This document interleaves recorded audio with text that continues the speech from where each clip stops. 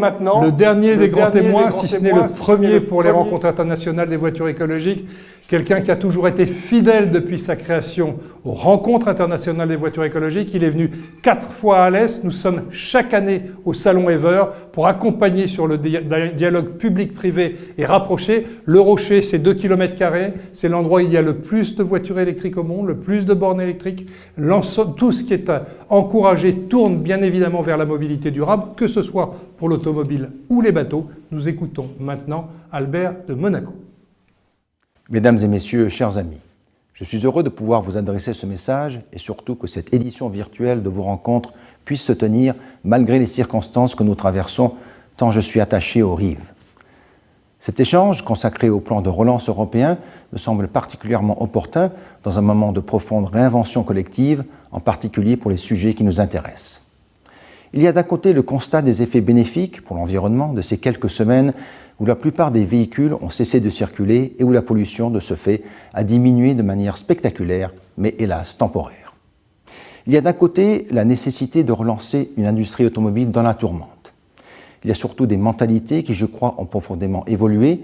Les urnes l'ont d'ailleurs récemment confirmé en France. Beaucoup de nos contemporains ont vu dans cette crise l'expression d'une exigence, celle de mieux prendre en compte notre santé, la nature, les équilibres de notre planète. Pour nous qui tentons depuis des années de sensibiliser à la nécessité de réduire les pollutions et de changer de modèle énergétique, cette prise de conscience est une opportunité dont il faut tirer parti. Les hommes sont inquiets et souhaitent du changement. La planète est malade et a besoin de changement. L'industrie automobile est à la recherche d'un nouveau souffle et ne survivra qu'au prix de profonds changements. Ces 3 éléments convergents font plus que nous inciter à accentuer nos efforts, ils nous y obligent. C'est la raison pour laquelle il nous faut agir à tous les niveaux en multipliant les contacts et les partenariats entre les différents acteurs de la filière, comme vous le faites. Je veux à cet égard me féliciter de constater que de nombreux pays européens, à commencer par la France et l'Allemagne, ont récemment pris des décisions fortes en ce sens.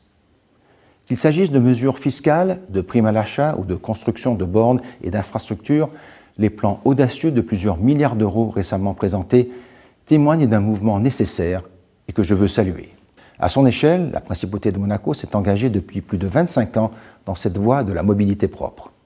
Dès 1994, nous avons mis en place une première subvention pour les véhicules électriques et hybrides.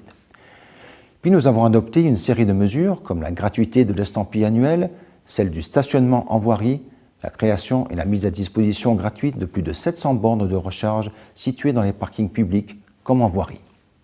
Aujourd'hui, près de 6,5% du parc de véhicules immatriculés à Monaco est constitué d'électriques ou d'hybrides, dont une majorité rechargeable. Et la progression de ces catégories a été particulièrement forte au cours du semestre écoulé, plus 8,6% dans le même temps où globalement le parc immatriculé regressait légèrement.